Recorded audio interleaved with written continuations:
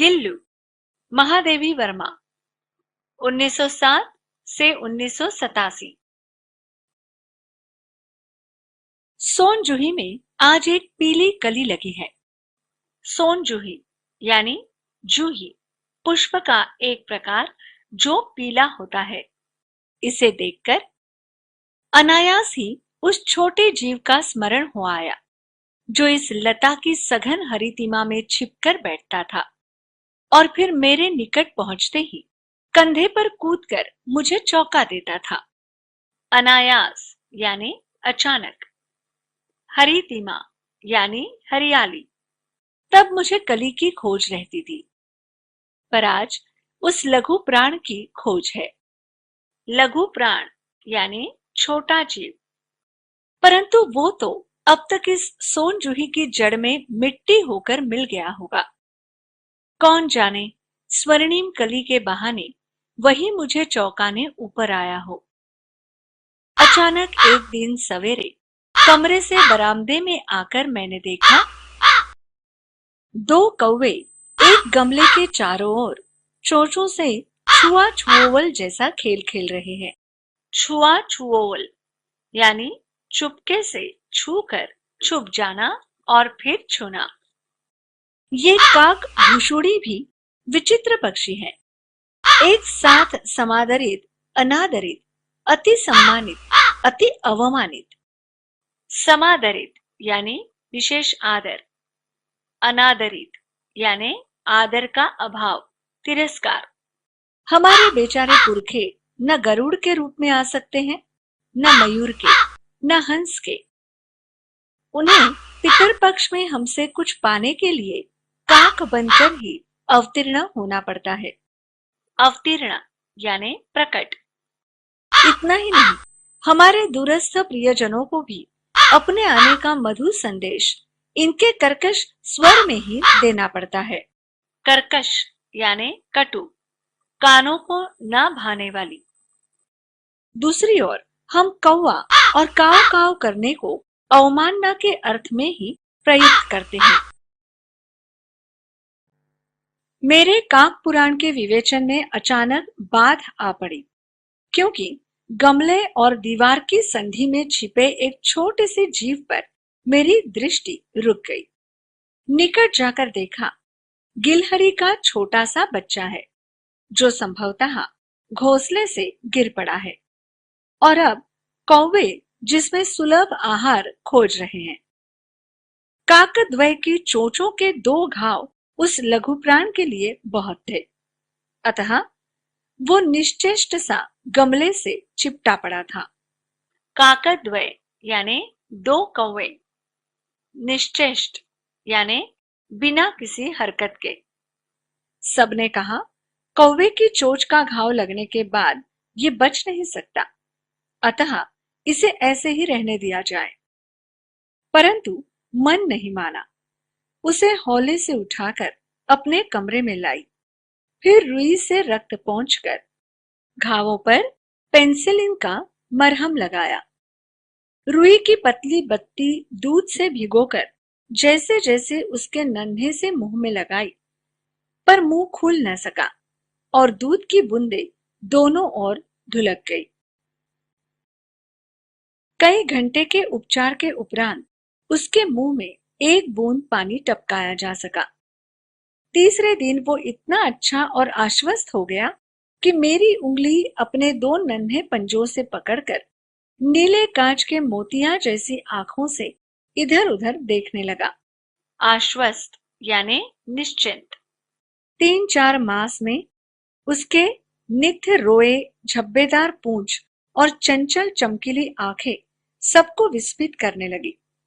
निग्ध यानी चिकना, विस्मित यानी आश्चर्यचकित।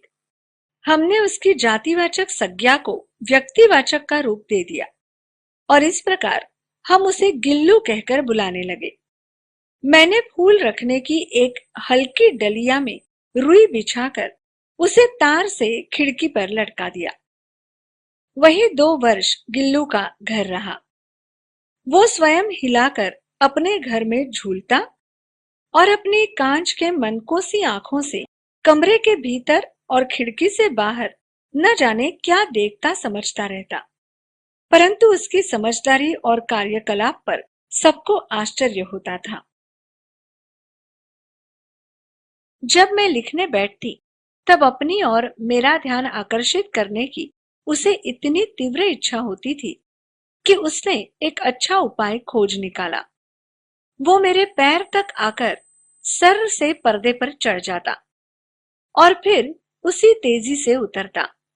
उसका यह दौड़ने का क्रम तब तक चलता जब तक मैं उसे पकड़ने के लिए न उठती। कभी मैं गिल्लू को पकड़कर एक लंबे लिफाफे में इस प्रकार रख देती कि उसके अगले दो पंजों और सिर के अतिरिक्त सारा लघुगात लिफाफे के भीतर बंद रहता। लघुगात यानी छोटा शरीर। इस अद्भुत स्थिति में कभी-कभी घंटों मेज पर दीवार के सहारे खड़ा रहकर वो अपनी चमकीली आंखों से मेरा कार्यकलाप देखा करता। भूख लगने पर चिक चिक करके मानो वो मुझे सूचना देता और काजू या बिस्कुट मिल जाने पर उसी स्थिति में लिफाफे से बाहर वाले पंजों से पकड़कर उसे कुतरता। फिर गिल्लू के जीवन का प्रथम बसंत आया। नीम चमेली की गंध मेरे कमरे में हौले हौले आने लगी। बाहर की गिलहरियां खिड़की की जाली के पास आकर चिक चिक करके न जाने क्या कहने लगी। गिल्लू को जाली के पास बैठकर अपनेपन से बाहर झांकते देखकर मुझे लगा कि इसे मुक्त करना आवश्यक है। मैंने कीले निकालकर जाली का एक कोना खोल दिया और इस मार्ग से गिल्लू ने बाहर जाने पर सचमुच ही मुक्ति की सांस ली। इतने छोटे जीव को घर में पले कुत्ते बिल्लियों से बचाना भी एक समस्या ही थी। आवश्यक कागज पत्रों के कारण मेरे बाहर जाने पर कमरा बंद ही रहता है। मेरे कॉलेज से लौटने पर जैसे ही कमरा खोला गया और मैंने भीतर पैर रखा, वैसे ही गिल्लू अपने जाली के द्वार से भीतर आकर मेरे पैर से सिर और सिर से पैर तक दौड़ लगाने लगा। तब से ये नित्य का क्रम हो गया। मेरे कमरे से बाहर जाने पर गिल्लू भी खिड़की की खुली जाली की राह बाहर चला जाता और दिन भर गिलहरियों के झुंड का नेता बना हर डाल पर उछलता कूदता रहता और ठीक 4 बजे वो खिड़की से भीतर आकर अपने झूले में झूलने लगता। मुझे चौंकाने की इच्छा उसमें न जाने कब और कैसे उत्पन्न हो गई थी। कभी फूलदान के फूलों में छिप जाता, कभी पर्दे की चुन्नट में और कभी सोनजूही की पत्तियों में। मेरे पास बहुत से पशु पक्षी हैं और उनका मुझसे लगाव भी कम नहीं है, परंतु उनमें से किसी को मेरे साथ मेरी थाली में खाने की हिम्मत हुई है, ऐसा मुझे स्मरण नहीं आता। गिल्लू इनमें अपवाद था। अपवाद यानी सामान्य नियम को बाधित या मर्यादित करने वाला। मैं जैसे ही खाने के कमरे में पहुंचती, वो खिड़की से निकलकर आंगन की दीवार बरामदा पार करके मेज पर पहुंच जाता और मेरी थाली में बैठ जाना चाहता। बड़ी कठिनाई से मैंने उसे थाली के पास बैठना सिखाया, जहां बैठकर वो मेरी थाली में से एक एक चावल उठाकर बड़ी सफाई से खाता रहता। काजू उसका प्रिय खाद्य था और कई दिन काजू न मिलने पर वो अन्य खाने की चीजें या तो लेना बंद कर देता या झूले से नीचे फेंक देता था। खाद्य यानी भोजन। उसी बीच मुझे मोटर दुर्घटना में आहत होकर कुछ दिन अस्पताल में रहना पड़ा। उन दिनों जब मेरे कमरे का दरवाजा खोला जाता, गिल्लू अपने झूले से उतरकर दौड़ता और फिर किसी दूसरे को देखकर उसी तेजी से अपने घोंसले में जा बैठता। घोंसले यानी नीड, रहने की जगह। सब उसे काजू दे आते, परंतु अस्पताल से लौटकर जब मैंने उसके झूले की सफाई की तो उसमें काजू भरे मिले।